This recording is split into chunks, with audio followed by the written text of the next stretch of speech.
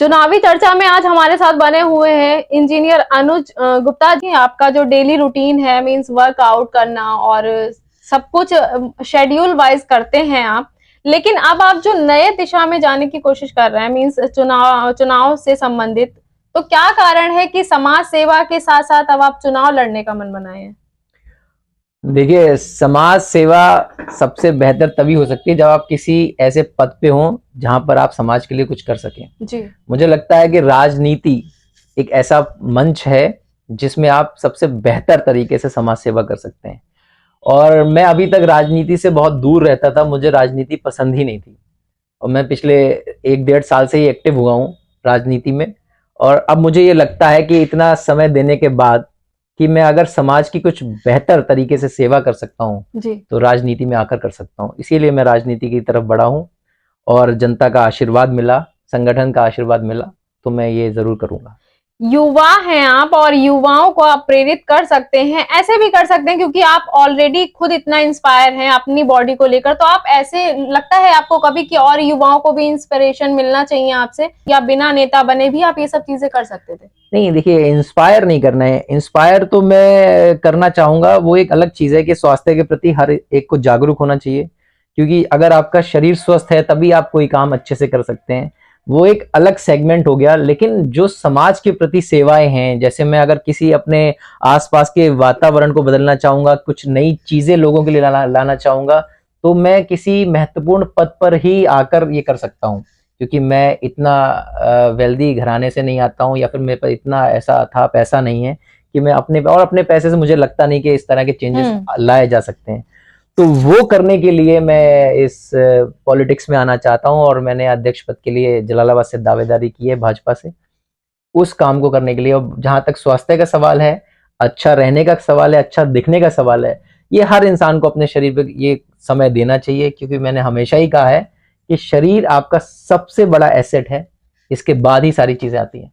हमारे व्यूअर्स को अनुज गुप्ता जी ने बता दिया है कि वो जलालाबाद से चेयरमैन पद के लिए दावेदारी कर रहे हैं, लेकिन आप भाजपा से दावेदारी कर रहे हैं। जी। अगर पूरा मन बनाया है चुनाव में उतरने का तो भाजपा से ही क्यों? नहीं मिलेगा तो हम निर्दलीय भी लड़ेंगे। नहीं, देखिए, इसमें फर्क है।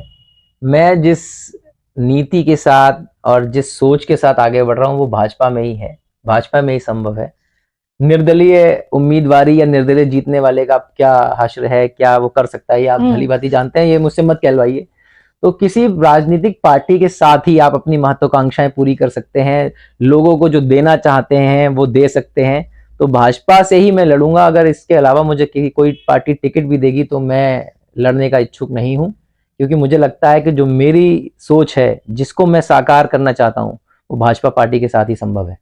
युवा नेता बनने की सोच रहे हैं आप, आपको लगता है कि आपको टिकट मिल सकता है? क्योंकि यहाँ पर युवाओं को लोग समझते हैं कि इनको एक्सपीरियंस नहीं है, अनुभव नहीं है, इसलिए जो पहले से ही राजनीति में लगे होते हैं टिकट लास्ट में उनको ही मिलता है।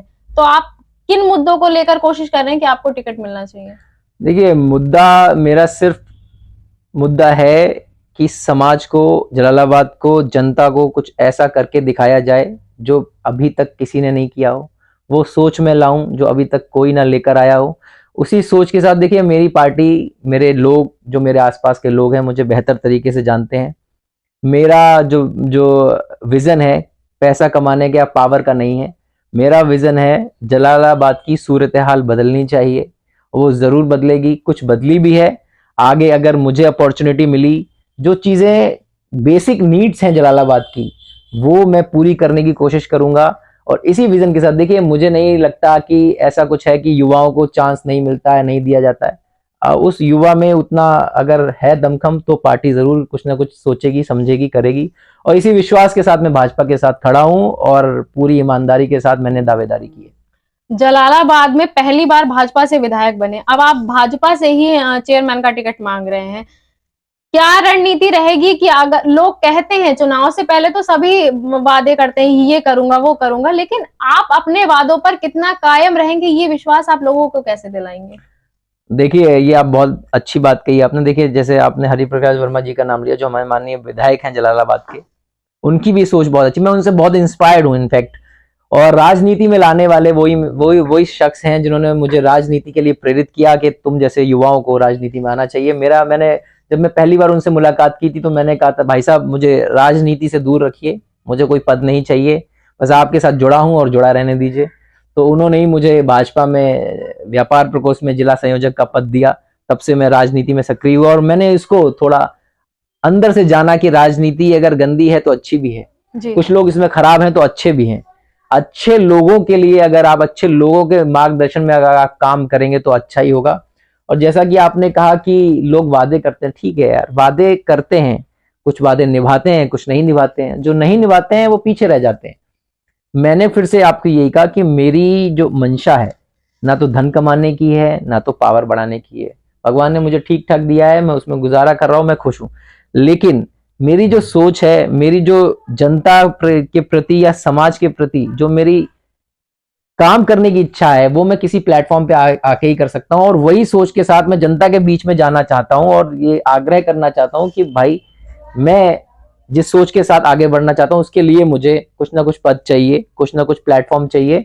वो आप अगर मुझे दिलाते हैं तो मैं अपनी पूरी ईमानदारी और पूरी मेहनत के साथ जलालाबाद की जनता और जलालाबाद का अच्छे से अच्छा बदलाव करने की कोशिश करूंगा। आपने इंजीनियरिंग की, आपने पत्रकारिता की, आपने सैलून भी चलाया, आपकी गैस एजेंसी भी है, आपका पेट्रोल पंप भी था। इतना सब होने के बाद अब आप राजनीति में आएंगे, क्या कहेंगे कि सब कुछ में सामंजस्य बैठा पाएंगे? देखिए, ये सब जो आपने गिनाया है वो मेरे पिताजी की देन है। अच्छा। मैंने बहुत कुछ नहीं किया है, बस उनकी चीजों को मैं आगे बढ़ा रहा हूँ। और राजनीति में मैं आना चाहता हूँ क्योंकि देखिए मेरा कोई पॉलिटिकल बैकग्राउंड नहीं है, मेरा कोई फादर नहीं है जो मेरे पीछे हाथ रखे हुए हैं कि जाओ जाओ बेटा तुम्हें चेयरमैन का टिकट मिल जाएगा, भाजपा से विधायक का टिकट मिल जाएगा और आप बन जाओगे। मैं पूर्णतः अपने संगठन और जनता पे डिपेंडेंट हूँ कि अगर ये चाहेंगे तो मुझे चांस देंगे। और इन सब चीजों को देखने के लिए मेरे भाई बहन माता पिता सब लोग हैं। और मेरा फोकस राजनीति है, मेरा फोकस अपनी जनता और समाज की सेवा करना है। उसमें अगर मुझे चांस मिला तो मुझे लगता है कि मैं उसमें बहुत बेहतर कर सकता हूँ। इस तब तक क्रिकेट से जुड़ा रहूं, खेलता रहूं। जुड़े का मतलब ये नहीं कि मैं अंपायरिंग नहीं करना चाहता, मैं खेलना चाहता हूँ। आज अगर 30-35 साल का हूं तो 30-35 साल के लोगों के साथ, और जब मैं 60 साल का हो जाऊंगा तो 60 साल के लोगों के साथ टीम बना के खेलूंगा।